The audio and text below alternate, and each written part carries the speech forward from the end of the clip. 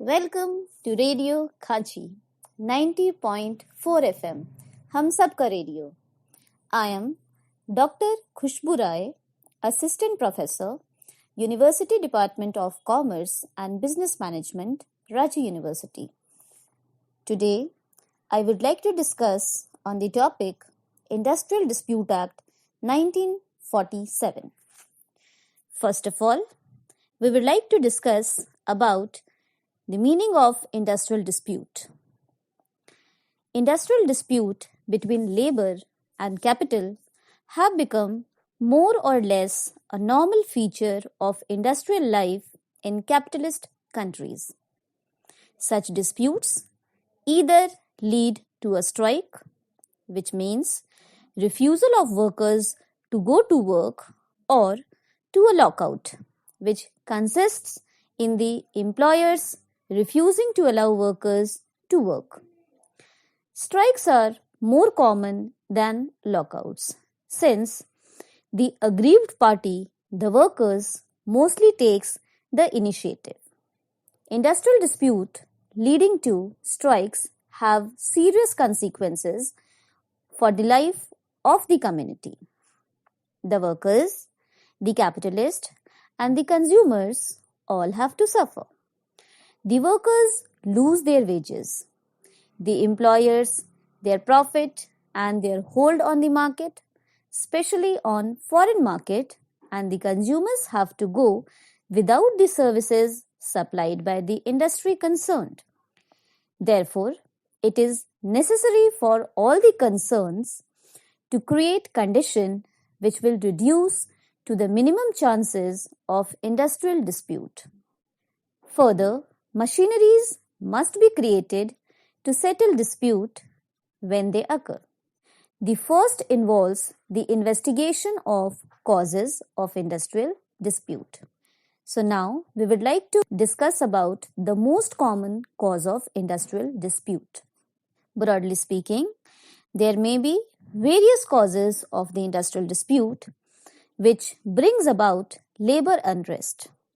The most common among these are the desire of the workers for a higher standard of living, leading to demand for higher wages. To meet this demand, various modifications in the wage system have been suggested and tried in some countries. Example, the sliding scale system, various bonus system, profit sharing scheme, fixation of minimum wages, etc. This may become one of the most common cause of industrial dispute. The next cause can be the desire of the workers for greater economic security. This involves the problem of unemployment. The demand of the workers for some participation in the management and control of the industry also leads to industrial dispute sometime. Several methods are suggested to achieve to this means. Dispute also arise on the question of the working hours and the working conditions of the workers. There may be other causes of industrial disputes too, like dismissal of the leaders or of the popular workers, or non-recognition of the unions also sometimes causes industrial dispute. Apart from all these causes, there are some other causes of industrial disputes too. These may be the non-economic causes, since we have discussed the economic causes just now. The non-economic causes includes recognition of trade unions, victimization of the workers, ill treatment by supervisor staff, sympathetic strikes, political causes, etc. The percentage distribution of disputes by causes from 1973 onwards have been shown and reveal that there have been reduction in these industrial dispute. Before independence, industrial disputes were being settled under the provision of the Trade Dispute Act 1929. Experience of the workers of 1929 Act revealed various defects which needed to be overcome by a fresh legislation. Accordingly, the Industrial Dispute Bill was introduced in the legislation. The bill was referred to the Select Committee. On the recommendation of the Select Committee, amendments were made in the original bill. The Industrial Dispute Act 1947 came into existence in April 1947. The Act was enacted to make provisions for investigation and settlement of industrial dispute and for providing certain safeguards to the workers. The Act contains 40 sections divided into 7 chapters.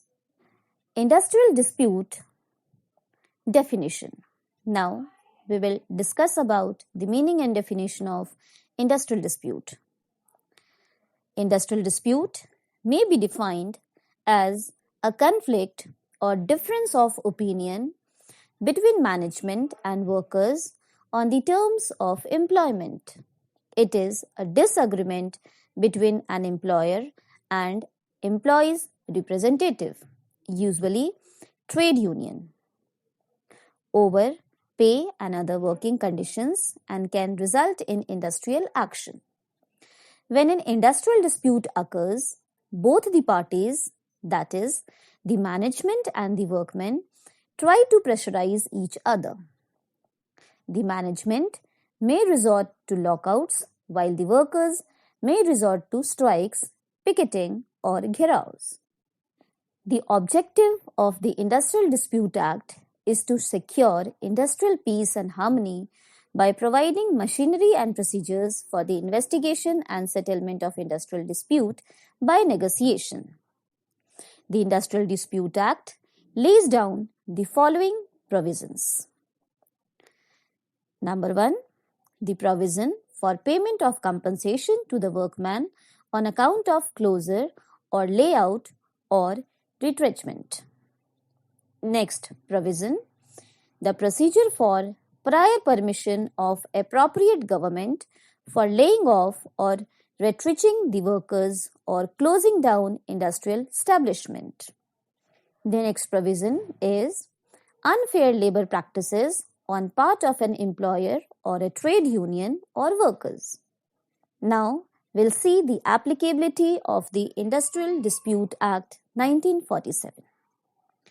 The Industrial Dispute Act extends to whole of India and applies to every industrial establishment carrying on any business, trade, manufacturing or distribution of goods and services, irrespective of the number of workmen employed therein.